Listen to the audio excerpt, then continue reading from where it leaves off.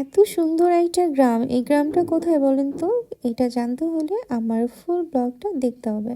আসসালামু আলাইকুম, শুভ সকাল। এত সকাল সকাল কেন ঘুম থেকে উঠছি বলেন তো? চলেন দেখাই কয়টা বাজে। এখন বাজে ভোর 5টা 10। তবে আমি আরো আগে উঠছি। কিটু বলো তো আজকে আমরা কোথায় যাব? গতকাল ঘুমাতে ঘুমাতে প্রায় 1:30 বেজে গেছে, আর আজকে ঘুম থেকে আবার উঠছি 4:30টায়। ধরতে গেলে ঘুমই হয় নাই, সবাই ঘুমাচ্ছে। সকালবেলা খালি পেটে ঘর থেকে বের হলে কেমন দেখায় না, তাই আমি একটু আনারস কেটে দিলাম। কাজ করতে করতে দেখি এদিকে আমাদের যাওয়ার সময় হয়ে গেছে, তাড়াহুড়ো করে বের হয়ে পড়লাম। আমাদের রেখেই সবাই চলে গেছে। ও আচ্ছা, আপনাদের তো বলাই হয়নি আমরা আজকে কোথায় যাচ্ছি। কোথায় যাচ্ছি সেটা বলবো না, শুধু এতটুকু বলবো যে আমরা পিকনিকে যাচ্ছি। আমাদের বাসে উঠতে হবে বিশ্ব রোড থেকে। আমরা একটাও রিক্সা পাচ্ছিলাম না, পরে হেঁটেই চলে আসছি, যেহেতু আমাদের বাসা থেকে কাছেই বিশ্ব রোড। সেই ছোট্টবেলায় আব্বুর সঙ্গে পিকনিকে গেছিলাম, আর এখন যাচ্ছি পিকনিকে। আর আমার বাচ্চারা এই প্রথমবার যাচ্ছে।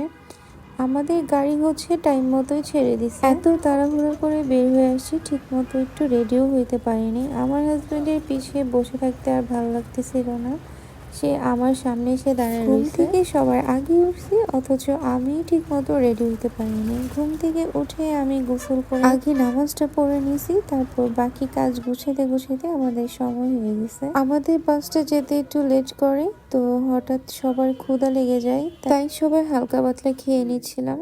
অবশেষে আমরা পৌঁছে গেছি। আমাদের এই পিকনিকে অনেকগুলো গাড়ি আসছিল, তো আমাদের গাড়িটাই কেন যেন লেট করলো। পিকনিকে যেহেতু আমরা একটা পার্কে আসছি, ভিতরে ঢোকার জন্য আমাদের কার্ড দিয়ে দিছে। এখন বলবো না, একটু সামনে গিয়ে বলবো আমরা কোথায় আসছি। অনেকে হয়তো বুঝে গেছেন আমরা কোথায় আসছি। আমরা আসছি ড্রিম হলিডে পার্কে।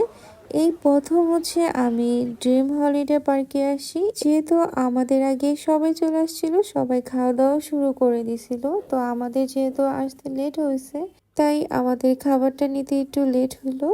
তো আমাদের যার যার খাবার এরকম বক্সে করে দিয়ে দিছে। নাস্তাতে ছিল বিফ খিচুড়ি। তো এই আমাদের খিচুড়িটা মজা ছিল, যদিও খাবারটা ঠান্ডা হয়ে গেছিল, তারপরও কিন্তু অনেক মজা লাগছে খাবারটা। নাস্তার পরে যেহেতু চায়ের ব্যবস্থা ছিল, তাই আমরা নাস্তার পরেই চা নিতে চলে আসি। এখানে বড় বড় দুইটা পাতিলের চা, একটা রং চা আর একটা দুধ চা। আমাদের আর কষ্ট করে নেওয়া লাগেনি, আমার হাজবেন্ডই এনে দিছে আমাদেরকে চা। নাস্তার পরে চাটা পেয়ে আমরা অনেক খুশি হয়ে গেছিলাম, কারণ নাস্তার পরে তো আমাদের চা লাগবে, মাস্ট বি। আফিফ বলতেছিল, আম্মু আমি একটু চা খাই, তুমি ভিডিও করো। তো দেখেন ও কি স্টাইল করে চা খাচ্ছে। তো চা খেয়ে দেখলাম পাশে আমাদের দুপুরের আয়োজন চলতেছিল। কতগুলো বড় বড় পাতিলে রান্না হচ্ছে, তাহলে বুঝেন আমরা কতজন আসছি এই পিকনিকে। খাওয়া দাওয়া রান্না বান্না দেখলে কি আর হবে, আমাদের তো একটু পার্কটা ঘুরেও দেখতে হবে, তাই না? এতদিন আমি এই পার্কের কথা অনেক শুনছি, কিন্তু আমার কখনো আসা হইল না। ওমা, এগুলো কি দেখা যায়? ওমা, প্রথমেই দেখি দুইটা ভূতের মাথা। এই ভূতের মাথার সাথে দেখি আমার ছেলে আবার ছবিও তুলতেছে। আমি জিজ্ঞাসা করতেছিলাম, তোমার ভয় লাগে না? বলে যে না। আমি যখন এই মাথাটার কাছে গেছিলাম, তখন ভূতের একটা শব্দ দিছিল, আমি তো ভয় পেয়ে গেছিলাম। এই সুন্দর সুন্দর ডেকোরেশনের সঙ্গে অনেকেই ছবি তুলতেছিল, তবে আমার কেন যেন ছবি তুলতে একদম ভাল লাগে না। আমার তো ঘুরে ফিরে দেখতেই ভাল লাগে। একটুর জন্য বেঁচে গেছি এই হাঁস দুইটার কাছ থেকে। আমার পায়ে ধুলো পড়ছিল, পা ধুতে আসছি, আর এরা জানি কোথা থেকে এসে আমার ঠোকর দিতে নিয়েছিল। এই পুকুরটার পাশেই ছিল একটা দোলনা, আর এই দোলনার মধ্যে আমরা দুলতেছিলাম। এটা একদম খালি ছিল। পরে আমি, আম্মু, আমার বোন, আমার মেয়ে একসঙ্গে আমরা সবাই এই দোলনাতে তুলছি। অনেক বছর পরে একটা দোলনাতে উঠতে পারছি, তাও সবাইকে নিয়ে। একটু সামনে আগাতে দেখি একটা টানেল। এই টানেলটা কিছুদিন আগে আমি দেখছি না, এখানে সেলিব্রিটিরা আসছিল। ওমা, এখানে দেখি এই টানেলটাও আছে। আমি তো জানতাম না ড্রিম হলিডে পার্কে এই টানেল আছে। কেন যে আমার এত কিছু জানার মধ্যে আগ্রহ থাকে না আল্লাহই জানে। আজ কিন্তু আমি একটা কালো ড্রেস পরছি। কালো ড্রেস আমার এত ভালো লাগে, মানে আমি যদি পারতাম আমার সব ড্রেসগুলো আমি কালো নিতাম। যাই হোক, খালি গিয়ে ঘুরলেই হবে, কিছুতে তো উঠতে হবে। তো আমরা বোর্ডে উঠবো, কিন্তু বোর্ডে উঠে কোথায় যাব তা জানি না।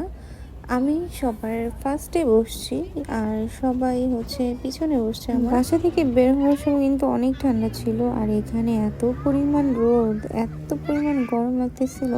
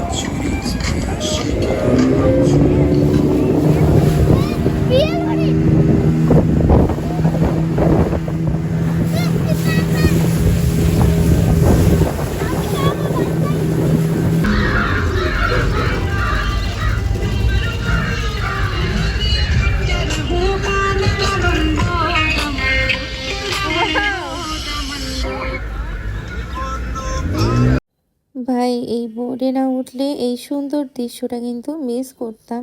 জামাই আসার পথে কিছু বাদাম নিয়ে আসছিল, সেটা খাচ্ছিলাম আর হচ্ছে টাইম পাস করতেছিলাম।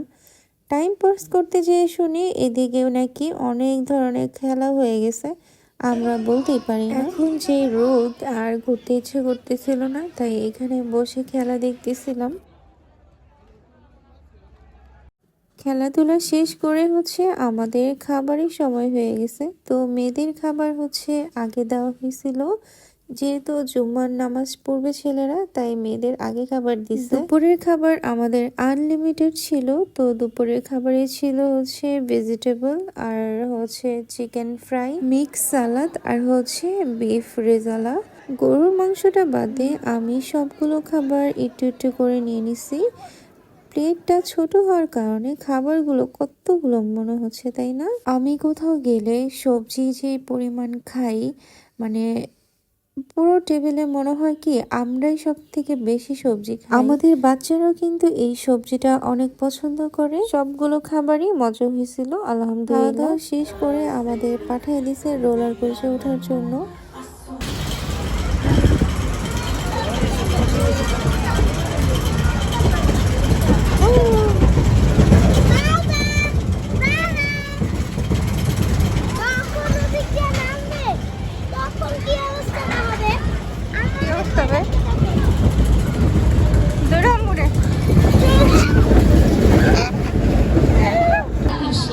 তার ছিল এক ছাগল ছানা।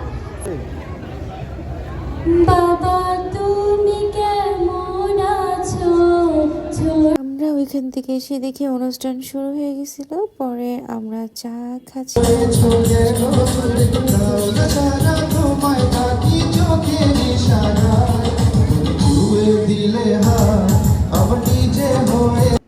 আমাদের কিছু লাকি গিফট ছিল, তো আমরা জানি আমরা প্রতিবারের মতো এবারও কিছু পাবো না, তারপরও আর কি দেখতেছিলাম। অবশেষে পুরস্কার বিতরণ দিয়ে আমাদের পিকনিকটা শেষ হয়। এখন আমরা বাসায় চলে যাব। আমরা বাসায় চলে এসেছি অলমোস্ট। আসার পথে এত বোরিং লাগতেছিল, তাই আর ভিডিও কন্টিনিউ করি নাই।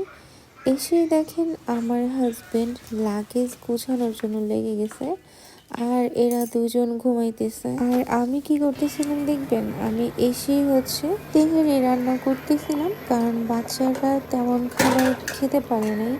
তো ভাবলাম যে বাসায় ওদেরকে একটু তেহারি রান্না করে দিই। সেও কিন্তু তেমন একটা খেতে পারে নাই, সে আবার এক সপ্তাহের জন্য বাসায় থাকবে না, তাই ভাবলাম কষ্ট হলেও রান্না করি যাতে একটু মন ভরে খেতে পারে। আমাদের একটা বাজে অভ্যাস আছে, কোথাও গেলে এমনিতেও কিছু খেতে পারি না,